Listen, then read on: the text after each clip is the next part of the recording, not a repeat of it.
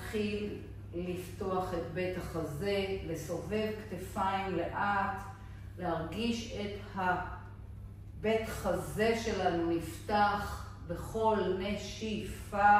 אנחנו מחליקים את הצלעות למטה ואת השכמות בהמשך למורד הצלעות. וניקח קדימה קצת.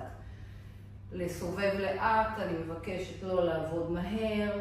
כשאנחנו עובדים לאט אנחנו מסנכרנים את המוח עם התנועה, ולכן זה מאוד חשוב לא לעבוד באוטומט. ובפעם הבאה אנחנו ממשיכים, לוקחים את יד שמאל שלנו ועושים איתה מעגלים.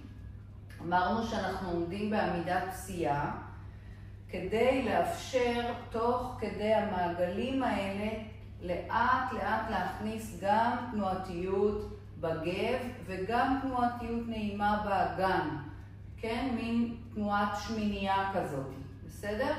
יופי, ולשחרר את היד במלואה ולעשות מעגל אותו דבר.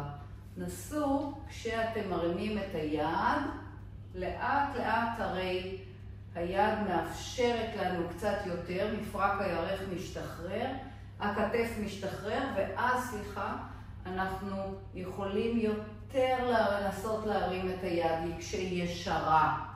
בואו ניקח צד שני ויד. עכשיו תעשו עמידת פסיעה לצד השני. זאת אומרת כשאנחנו עובדים עם יד ימין, רגל ימין תהיה לפנים, ולהוסיף את התנועתיות בגב. הגב לא מתנגד, ובפעם הבאה ננסה להעריך את היד.